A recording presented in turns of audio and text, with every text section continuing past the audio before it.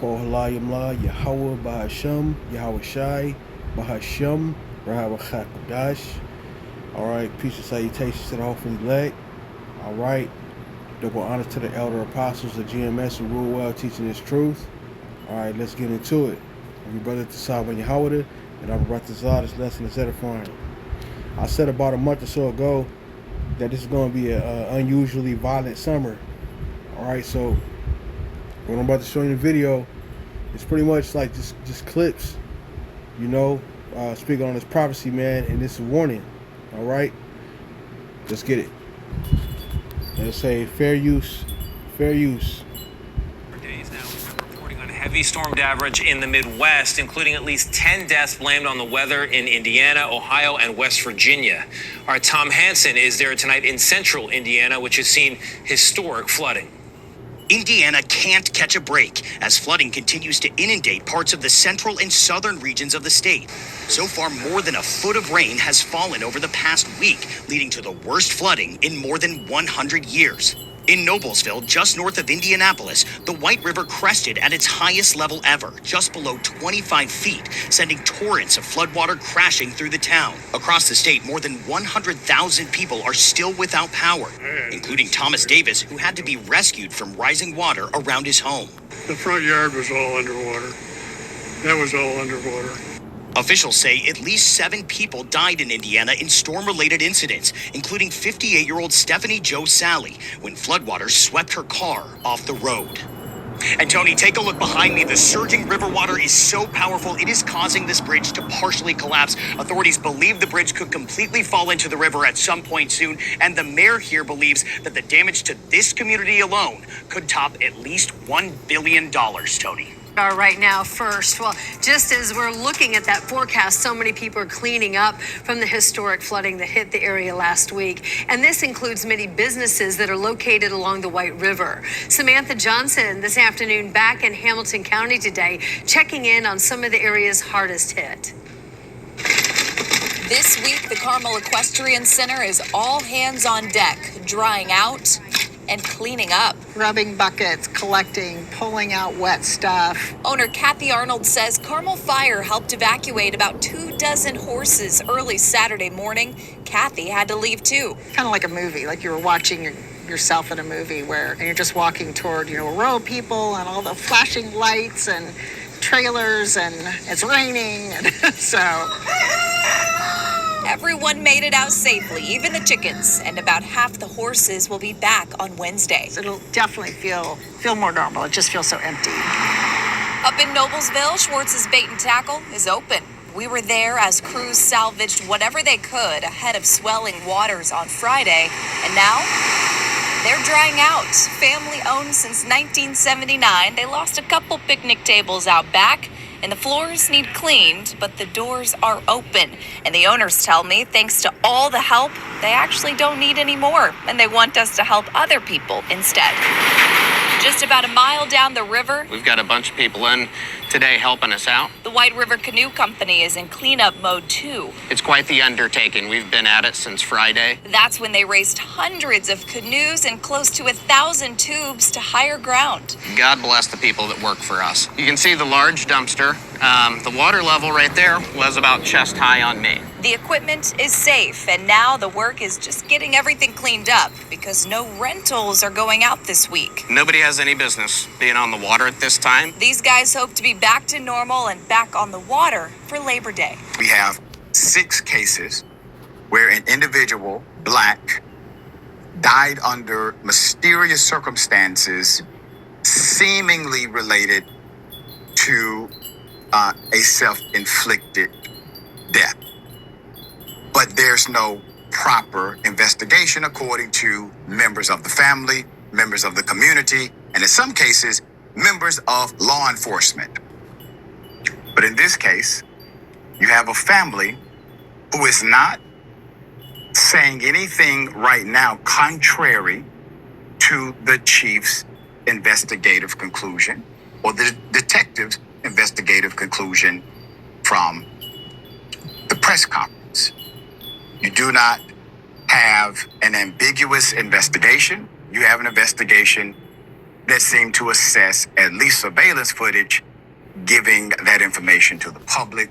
We still have investigations that concluded where the sheriff refused to give any information to the public as to why they concluded the investigation and no foul play. And the mainstream media is too busy allowing the Trump administration to dominate the news cycle, lying about the economy, downplaying the war, ignoring the health outbreaks, and the upcoming healthcare cuts to take even a moment to talk about the Black people being targeted for death in the state of Mississippi. And before you say I'm being hyperbolic about this, if we had this many unexplainable deaths of white children happening in one state, you know the media would be losing their collective minds.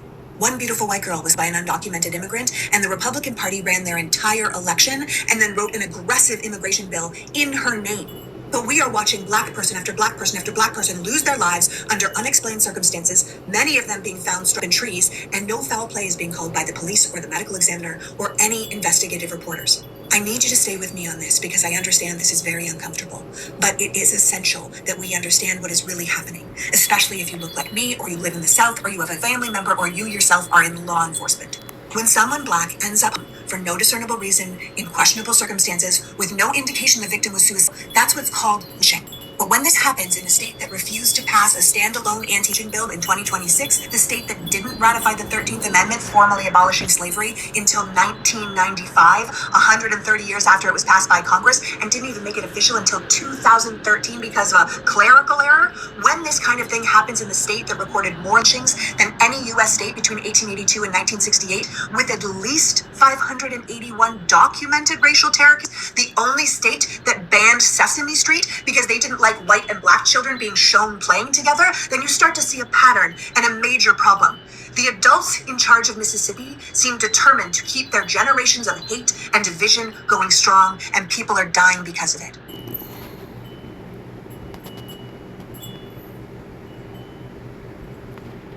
So we are now on day 6, no power in Gary, Indiana.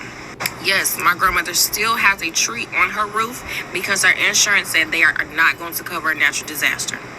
Yes, it is steadily raining every day, and rain is pouring into my grandmother's house. Yes. Now, let's address some of the rumors going around Gary.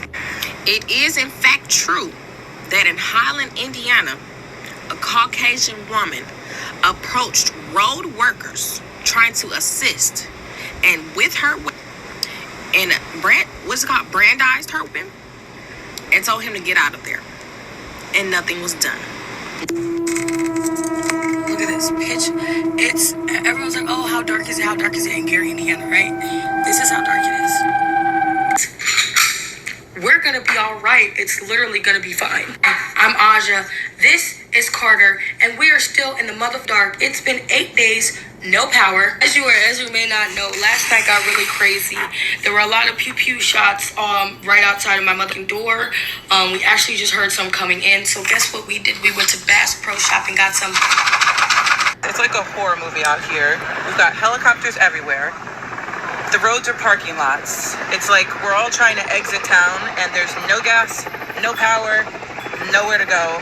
According to the videos that I've landed on the internet, is getting to almost like the second week in northwest Indiana without power and water, and food is rotting, and increased pew-pews are happening because people are trying to rob and steal generators, like people that have the most vulnerable people, hospitals, convenience stores. Like, it's like an apocalypse.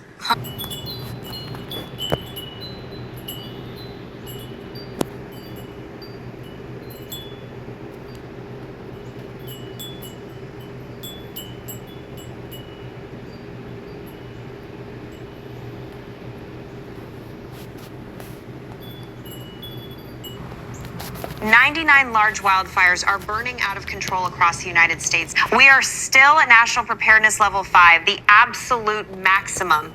Over 5.25 million acres have already burned, and it is only the 4th of August. That is 138% of the 10-year average, and fire season runs through October. The situation is so severe that Australia and New Zealand have sent firefighters to help us. Here's everything you need to know about today's fire weather crisis. All right, let's start with the big picture before we zoom in on specific areas and cities. As of 7:30 this morning, Mountain Time, 27,448 personnel are deployed.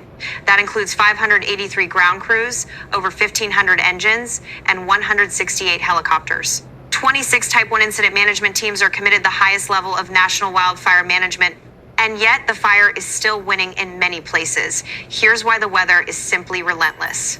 Minimum relative humidity values of just 3 to 15% across California and the inland Northwest. 3% humidity, think about that. That is critically dangerous for wildfire spread and firefighter safety. Temperatures at or above 100 degrees Fahrenheit are locked in across the interior West today, and a strengthening thermal trough that's a ribbon of extreme heat near the surface is the culprit. It's creating a pressure gradient that's pumping hot, dry, unstable air into fire country right now. Now let's move to the Northwest, because this is where the situation is most critical today. The Northwest Geographic Area Coordination Center is at preparedness level 5, maximum resource. Hi, yeah, I need to get my ex off my insurance policy. Oh, I'm sorry. Maximum resource commitment. 50 of the nation's 99 uncontained large fires are burning right here in the Pacific Northwest. That means half of America's wildfire problem right now is concentrated in Washington and Oregon.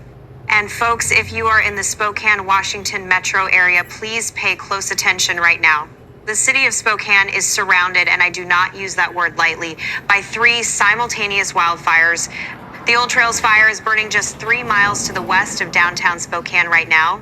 The Autumn Lane Fire is 7 miles to the northwest, with 2,252 new acres overnight. And the Fairview Fire is burning 2 miles to the northeast, timber and grass with active evacuations in effect.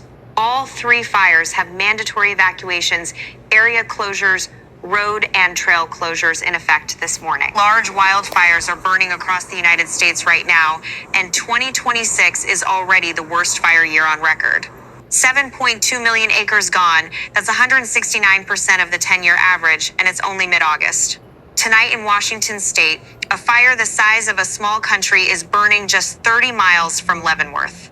NASA satellites picked up 97 separate heat detection points in Chelan County alone, all of them overnight. That fire burned straight through the night, which tells you exactly how intense and relentless this situation really is. Meanwhile, a brand new fire exploded in San Diego yesterday, forcing immediate mandatory evacuations across 2 full zones.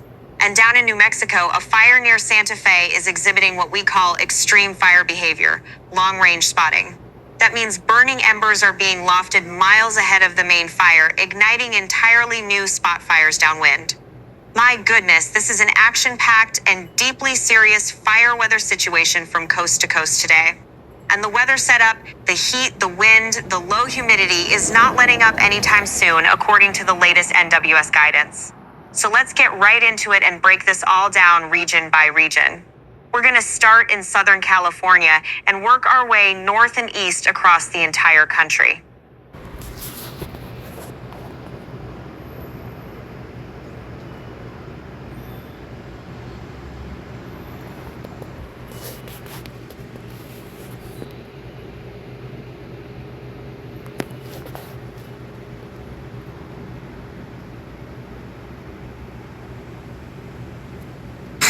That's the very latest on the rescue and recovery efforts in Colombia. The country is still trying to recover after that powerful 7.4 magnitude earthquake rocked the nation on Monday morning. The catastrophe leading to the reported deaths of at least 250 people and counting. We continue to see the widespread scale of the destruction on the ground. Video out of the western city of Manizales shows collapsed and crumbled buildings. Rescue crews and civilians in Colombia painstakingly searched through the rubble Tuesday, hoping to find survivors trapped under debris. Thousands remain missing in dozens of cities and towns. And in times of desperation, miracles happen. Rescuers pulling a baby from the rubble of a collapsed apartment building. A rescuer says he was a block and a half away when he heard the building collapse. He ran to the site and called out for survivors. That's when he heard a man saying that he was under the rubble with a baby. Colombia's president, who took office last week, is now there on the ground in the affected areas overseeing the emergency response. Colombia's army has deployed 400 soldiers to Cali, trying to reinforce security following the mayor's announcement that the city would be militarized after the earthquake. Thousands of people in many cities are still unaccounted for. Wait. No. It's Aja, and I'm going on day 7 of having no power in one of Indiana's worst blackouts and one of the highest crime cities in Indiana. As you can see from the bags under my mother's eyes, I'm tired. First things first, I have no food. That refrigerator is as empty as my soul right now. I don't know how you don't get, I live in a food desert, so we literally survive off Family Dollars and one grocery store that sells old expired produce that they get from other grocery stores, and even those are closed. I also have an autistic daughter, which means her screen time has been 0 and my irritation time has been 100. And before you talk about autistic parents and tablets, please know that her educational games are my only time where she doesn't scream and holler, so we're not having that time. It's shocking. Has gotten almost no coverage at all, kept from the headlines, of course, thanks to powerful people, and specifically it has to do with America's food supply. What is the truth about America's food supply? And what is the biggest threat to our entire supply? Might not be any kind of shortage, but the people who actually control it. The big agricultural companies, the consolidation of power into a few big producers. And the history of America's beef industry, of course, filled with allegations of mob connections, squeezing out some of the smaller producers, trying to roll them into the bigger producers, bribery, corruption, selling diseased meat, even meat reportedly so disgusting it made grown men vomit while they were having to put it together, serving it then to schools and prisons. I mean, you don't even have to go back to Upton Sinclair and the turn of the century to learn about this or study this, having pigs dragged through the streets of Chicago. We all remember that from our high school reading of The Jungle. It's happening right now, with new accounts claiming diseased meat simply blended together with other products, ultimately sold to U.S. schools, prisons, even the U.S. military. That's how much we love our military, serving them diseased meat. So how the hell did we get here? And can you actually trust the meat that you're feeding your family if you walk into any typical grocery store? Where is it coming from? Joining me now is AJ Richards. He comes from a family of ranchers, a long line of ranchers. He's a combat veteran, founder and CEO of From the Farm, which is a company working to connect Americans directly with independent farmers.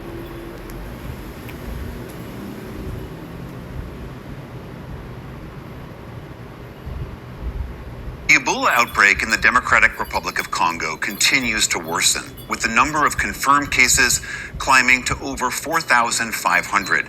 Over 2,100 people have already been killed by the virus, a death toll that was reached almost 3 times faster than the outbreak over a decade ago. As Ebola speeds through the Democratic Republic of Congo, even those who are still healthy are struggling. We used to carry 2 passengers on a motorcycle, but with the Ebola outbreak, the authorities are only allowing us to carry 1 passenger per motorcycle, which is having a huge impact on our finances. We're barely making any money.